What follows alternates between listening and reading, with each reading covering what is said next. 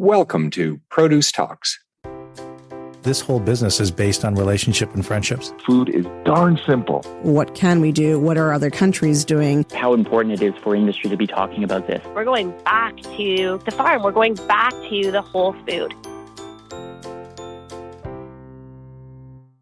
CPMA would like to acknowledge Nature Fresh Farms as a sponsor of this podcast.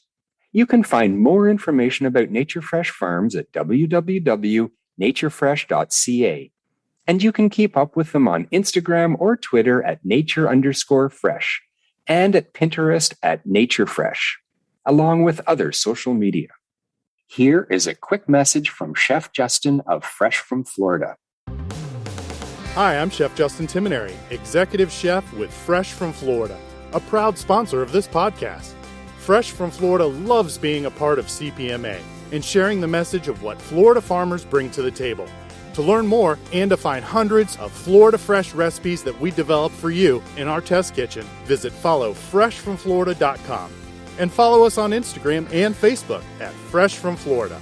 Enjoy the show and keep cooking. October is Cybersecurity Awareness Month in Canada. Today, I am welcoming Johnny McGuire from the Produce Supply Organization. The PSO is a not-for-profit organization that was established to help suppliers in the produce industry understand and use technology effectively. Johnny's full-time job is the Director of Information Technology at the Nunes Company in California. Joining our conversation is Regnier, who is the Manager of IT Security and Compliance at ZAG Technical Services. Eric is the Chief Architect of the standards and best practices that were developed by PSO for the produce industry.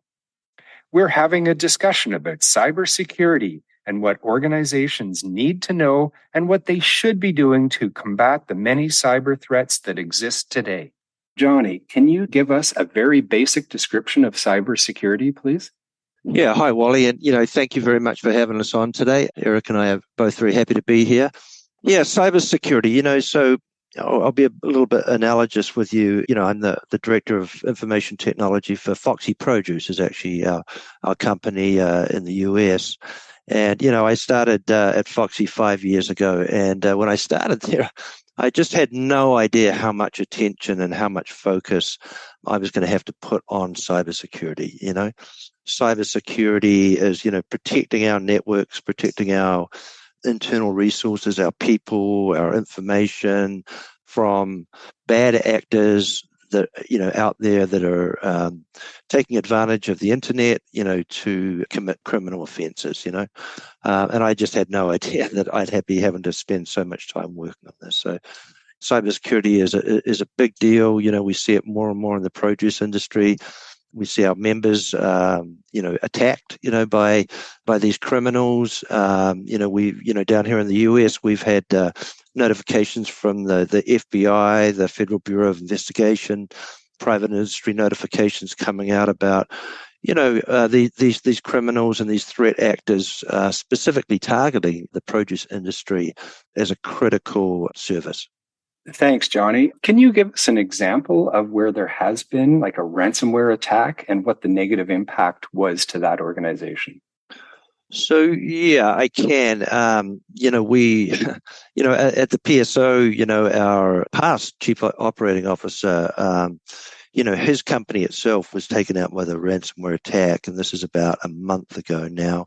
All their operations were taken down for about 4 to 5 days, And, they did a, very detailed forensics job on it, but, the loss to that organization was significant. That's really just one, over the past, couple of years, we've seen, 4 to 5 different organizations, within our membership alone suffer from these ransomware attacks. In one instance, one of these companies was down for 10 days, so if you're a grower shipper out there, that means, you're going to have trouble getting your crop out of the field. You're going to have trouble invoicing your customers. The basic business functions that we take for granted, when they're not available, it's a very challenging situation. Exactly. So it's obviously something we have to avoid. So, Eric, can you explain where the Produce Supply Organization fits into this, please?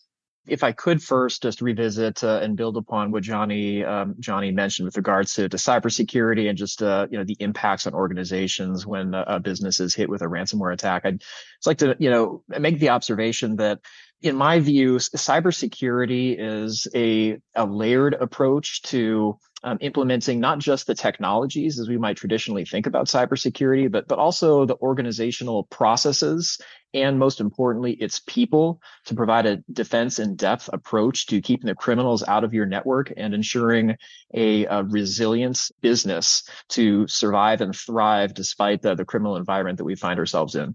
So for me, when we talk about cybersecurity, it's so important to not focus just on the technology, which is what I think the conversation rapidly becomes about in forums like these and others, but to also to recognize that there's an awful lot that organizations can do just from a process standpoint to harden their cybersecurity posture, ensuring that their employee offboarding procedures are fully robust to ensure that accounts get deactivated and fully deactivated in a proper manner, ensuring that administrator privileges, for example, are at the right level and only the right people have them, those kinds of things. And then, of course, not losing sight on the people aspect of it.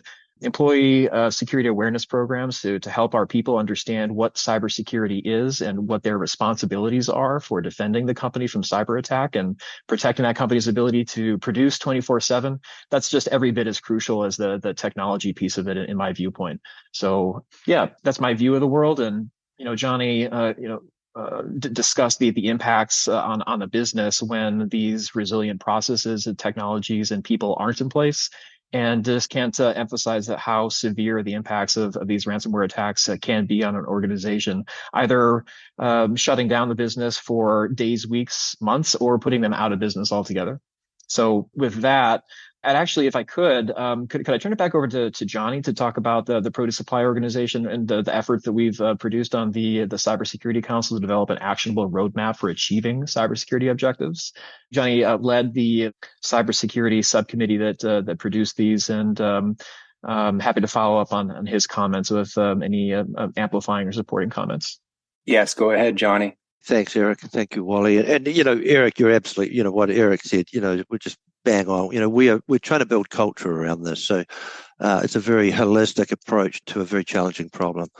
So the producesupply.org, we've been around since the 2000s. Really with the internet boom and we were inundated in the produce industry, and I'm sure that Canada and the US were very similar, where everybody had the next kind of shiny toy in terms of order management, through the internet, and there was a lot of confusion. And so, the producesupply.org came together as a group of produce suppliers who wanted to tackle these technology challenges as they were coming down. And since then, they have done a lot of work in terms of electronic data interchange, RFID technologies. Certainly traceability is a cornerstone of what we do. And probably about a year ago, a friend of mine came to me, who's actually, turns out he's Eric's boss, who the owner of Zag Technical Services. They are out in the produce industry a lot, providing IT support and IT, services to the industry, and seeing a lot on the cybersecurity front of just a lot of terrible things happen to great companies, and so this fellow Greg and I, we talked about this at length, and at that time, I was a very active member of PSO, and it just felt like PSO was a good, we're a not-for-profit LLC in the US, and it felt like, we were a good fit to take this on, to help the industry at large. And I'm not talking about just the big guys. I'm talking about, wanting to get out to everybody, to the smaller growers as well as the large, kind of marketing grower shipper type companies. And we felt, that we were in a good position to develop some basic standards and best practices around how companies can keep themselves safer from these types of incidents. And so that really kicked us off. We had Eric and Greg and their group as kind of subject matter experts. We brought together the PSO. We had 16 individuals, I think, representing 10 companies over the course of about 6 months. We met bi-weekly every other week. And, we used a framework for the US, the National Institute of Standards and Technology, where they publish a kind of a framework to build out a plan around cybersecurity. So we leveraged that framework, and we built out what we felt were a really solid set of actionable best practices that can be picked up by any actor in the supply chain and implemented, to help get them safer. So PSO was a good fit for this. So the organization has tools that companies can use to help secure their networks. Is that a fair statement? That's right. We've developed a kind of a tool suite to really kind of measure, the size and complexity of your company and then apply kind of the right set of best practices and standards to yourself. Excellent. And Wally, in my position, I review lots of standards that have frameworks for the adoption of risk management frameworks or cybersecurity frameworks for organizations. But what we really endeavored to do on the PSO's cybersecurity subcommittee was to translate those strategic level frameworks into an actionable roadmap that is specific to the agricultural sector, developed by ag companies, also scalable to company size. So what we're trying to do is make these really high level strategic overarching frameworks relatable, applicable, and actionable by companies within our sector. And so to do that, we translated the NIST framework that Johnny talked about into a roadmap for adoption of cybersecurity best practices that's segmented into 3 different implementations for properly right-sized by company size. So we have a standalone set of standards for the smaller companies so that they have a realistic goal to strive towards that's also challenging for them, but also recognizes and respects the resource constraints of smaller companies. And then the same thing for middle market companies, and then also the large players within the sector. The objective for each of these roadmaps is to challenge companies within each of those segments to further harden their cybersecurity postures, given the resources and the company size, the number of people that they have within the organization, to move the industry forward as a whole. So these roadmaps can be used for companies of all sizes and in all stages. Some are new companies and some are existing companies with their existing networks and legacy networks that have to be secured. I think that is great. Now, what role does senior management play to help protect or help to create a cybersecurity plan? I'll take a crack at this, Eric. So senior management is critical in the success of any initiative here because they got to support it.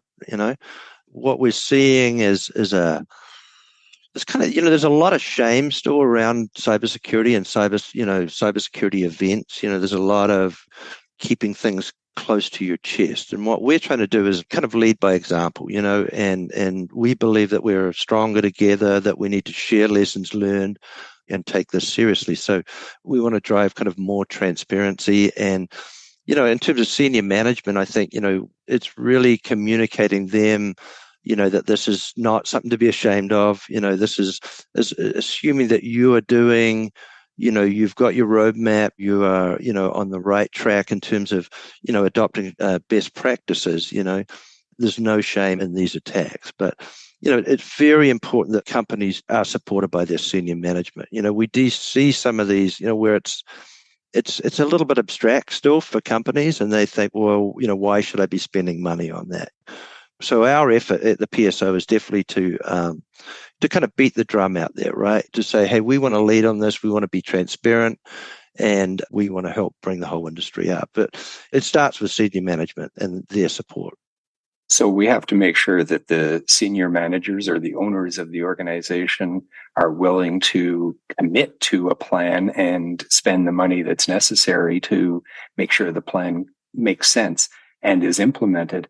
One of the examples that you used earlier, Eric, was about, just a very practical example when somebody leaves the company and you have to make sure that that person's rights to the system, whether they're an administrator or whether they're a user, that person's rights are being turned off when they leave the company. And I think that's one of the so creating a plan to make sure that that happens every single time is very important. And that sounds like it's part of the plan that you're talking about. Can you give another example, Eric, of, even one example that somebody can do or an organization can do just to make sure that these networks continue to be secure? Absolutely. And just as you'd said, of course, the example that I cited earlier with regards to employee offboarding, that's in the cybersecurity roadmap, these standards that we're advocating for and that Johnny's group developed. But another aspect of cybersecurity is balancing risk to achieve a optimal return on investment for the investments that the companies do make in cybersecurity, with the recognition that there is still risk that remains either accepted or unmitigated. Like security is a spectrum, and if you were to ever achieve perfect security, then the company might not operate very smoothly, right? So there's a trade-off there, and the point of all of this is that at the same time that we're working to achieve cybersecurity via a layered approach with people, processes, and technology, as I talked before, you also have to ensure that your company is in a position to recover from a cybersecurity event in the event that the criminals get past your defenses. That's just a reality of the environment that we're operating in today. And so to the question that you asked, what's another example of things that companies can do to ensure that they have resilient business processes to survive and thrive in this environment? Another thing that the company should be asking themselves and verifying with their IT departments is the ability for the company to recover themselves in the event that they are subject to a ransomware attack. And in order for that to happen, you have to protect your backups from criminal activities. What do I mean by that? What we see is when criminals do compromise organizations' networks, they don't immediately begin their ransomware attack. So they'll spend sometimes up to 6 months snooping around the networks, looking for sensitive information that they can exfiltrate and extort the company for later. But they'll also look on the company's networks and see if they can access the company's backups. And if they can, they'll destroy those backups so that the company can't recover themselves from the ransomware attack and they're forced to pay the ransom.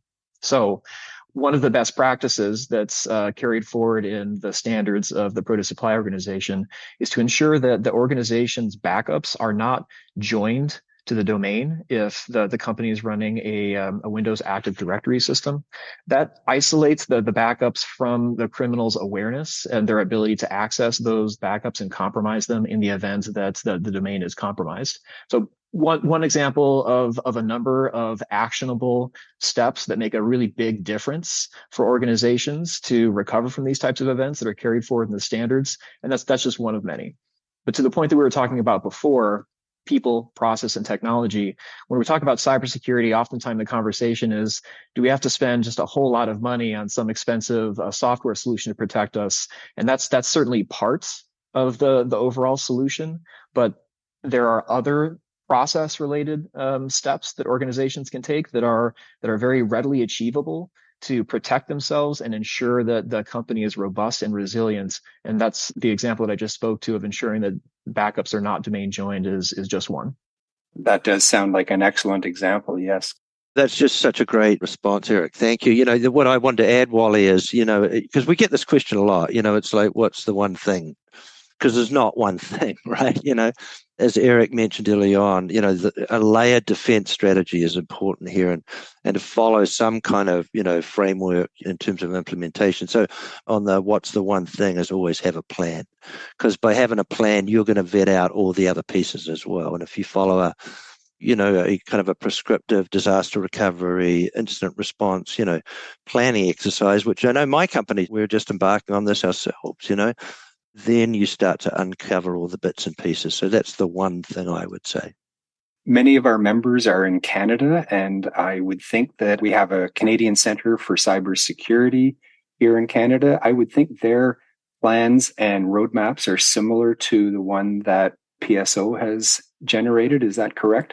Yeah, we actually did a thing at the CPMA at the conference this year with those guys, and they are fantastic. They've got a fantastic facility and a lot of really smart people, and it was a really good exercise because we had a lot of commonality in what we're in our messages and in our best practices. So, good resource for all Canadians, Good. Now, where else can we go for more information about the roadmap that PSO has generated? Yeah, Wally. The best place to go for us is our website, which is producesupply.org. And you can click on the Cybersecurity Council links there, and you can download our best practices. You can download our implementation tier calculator and learn more there. Excellent. And I know from the CPMA website, cpma.ca, we have a link on our homepage to cybersecurity, which has information from PSO as well as from the Canadian Centre for Cybersecurity. Yeah, which we greatly appreciate. Thank you. It certainly is always good to get as much information in front of our members as possible. I really appreciate you gentlemen joining us today, and you have given us great insight to the complex area of cybersecurity. I do want to say thanks again to Johnny and Eric for your insightful knowledge on this timely and important topic. Thank you very much. Thank you. Thank you, Wally. Thanks again to Johnny McGuire and Eric Regnier for your insightful knowledge on this timely and important topic. Until next time, fill half your plate with fruits and veggies, continue to seek out new knowledge, and basically never stop growing.